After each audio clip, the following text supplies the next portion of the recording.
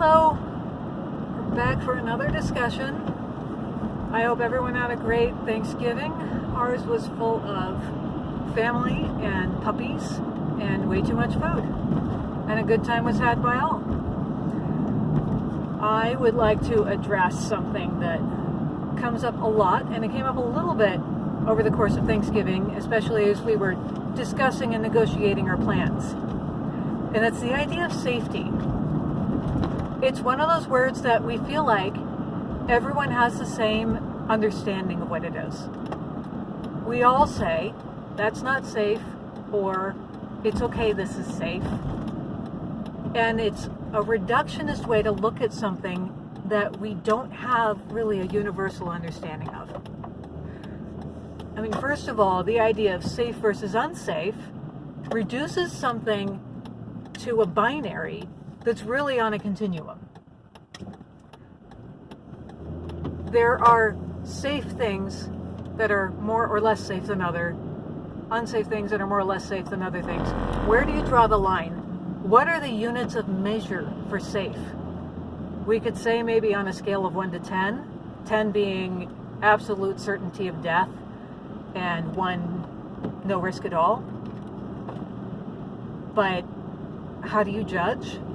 Where do you draw the line? And we have this idea that when we're talking about safety with other people, we all know what we're talking about.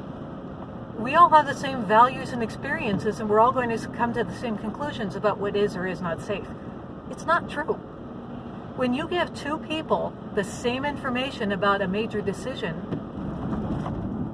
they may come to different conclusions based on their experiences, based on their knowledge and their values. So why do we have this idea as a society that there are things that are safe or not safe, and that we're all on the same page? It makes it simpler, especially when you are a decision maker for a large group of people, to just say, here's the cutoff, this is what's safe and this is what's not. But I'm not being flippant when I say rules are meant to be broken. When you make a hard and fast rule, you're going to end up using your judgment about what does or does not qualify.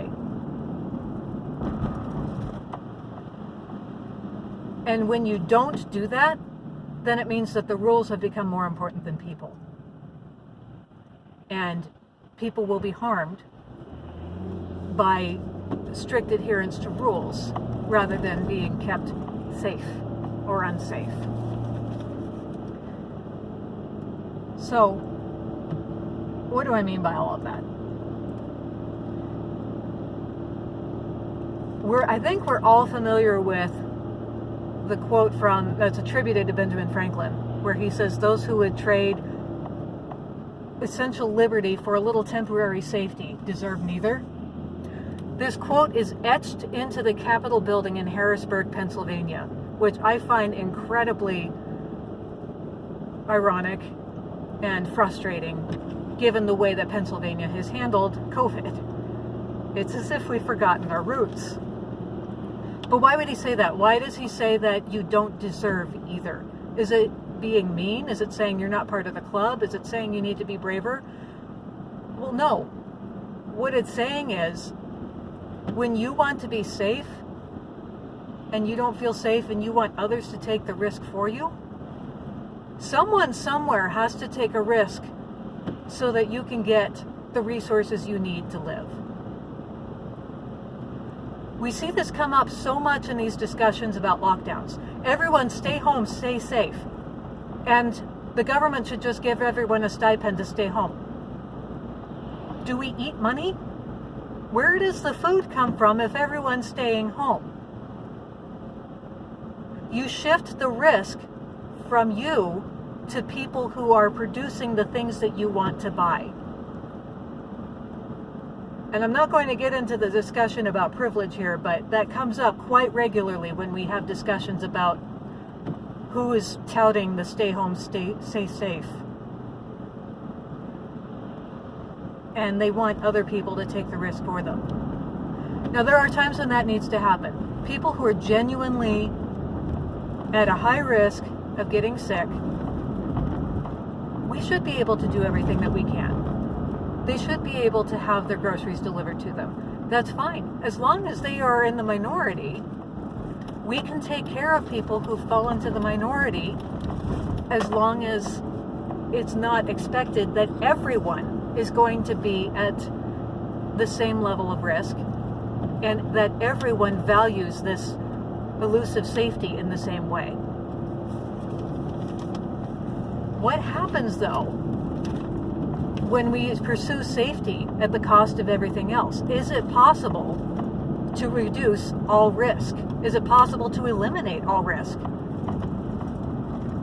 And is it possible to do so with zero trade-off? I'm here to tell you, there are no risk-free options to living life. Life is not safe. How did our ancestors eat? They did so by taking risks, by going hunting.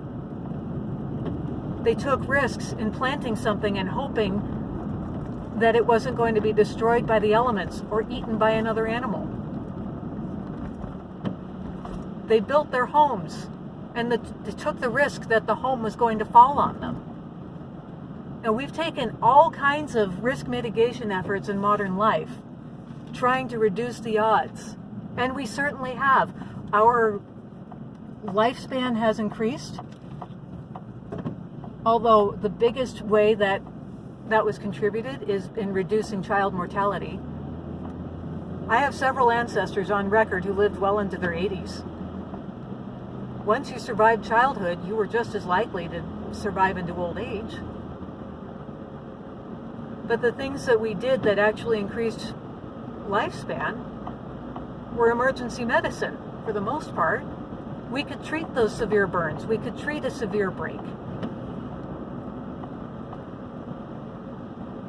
But did we get a little too domesticated in the process? I've watched this among people who I wonder if they have ever had direct experience with where their food comes from. Do you know that death is required to feed you? Even if you're a vegetarian, death is required to feed you. I will never forget, I used to spend summers on my uncle's farm up in Idaho. And one summer morning, we found a badger that had gotten stuck in the machinery as it was going through the field. Death is required to feed you. And when you outsource the feeding of yourself and your family, you also outsource the responsibility for that death. You don't see it every day. I've also wondered how much it has to do with outsourcing the births and deaths of people. This used to be something handled by families and within communities. We saw birth and death every day. And now, for the most part, they've been outsourced to hospitals. It's this mysterious thing that we entrust those who have been initiated to take care of. What if we were more exposed to it? I feel like most people today don't have a realistic understanding of how to reduce risk without sacrificing everything. Because in the safety discussion, there's a risk reward. And you have to trade off some risk for some reward.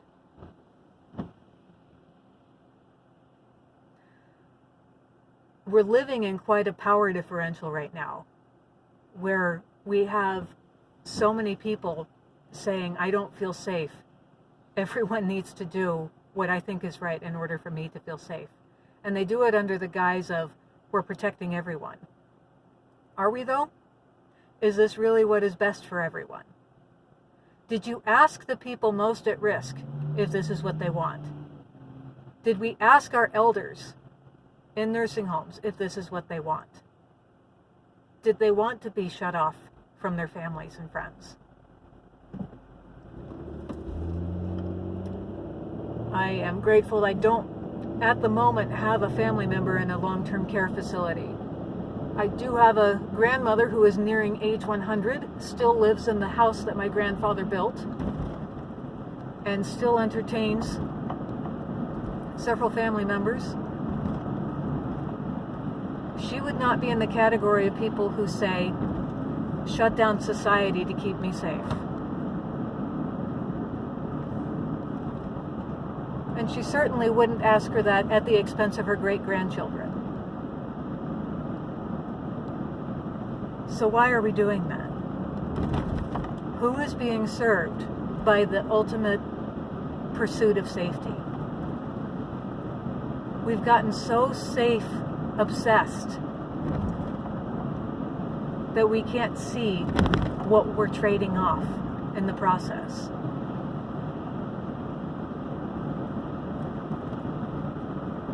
So, just begin thinking about this. I think about this all the time when that phrase is thrown out there as if everyone understands what it means. That's not safe. Safe for whom? Don't you think there are things that some people are safer at than others? Because they've gained a skill? Because they have a different body composition? Why do we have a universal value for safety when people are not all alike?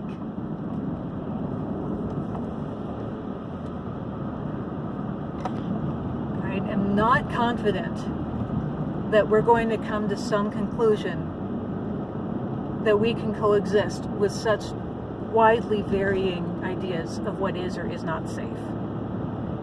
For me personally, I try not to use the word. I think it's meaningless. I think it is divisive.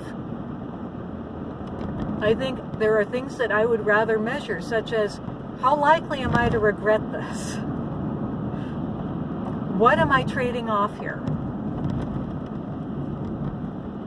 And I have made decisions that I am absolutely sure shock people.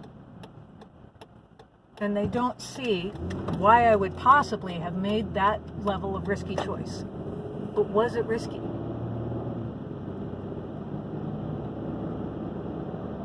What did I risk? In my case, I have no regrets. So I like shifting the conversation away from safety and towards what can you live with. Because there are opportunities being passed up right now that are never coming back. We're not going back to normal at the rate we're doing. What are you willing to give up in the pursuit of this mythical safety? All right. Have a good week, everyone.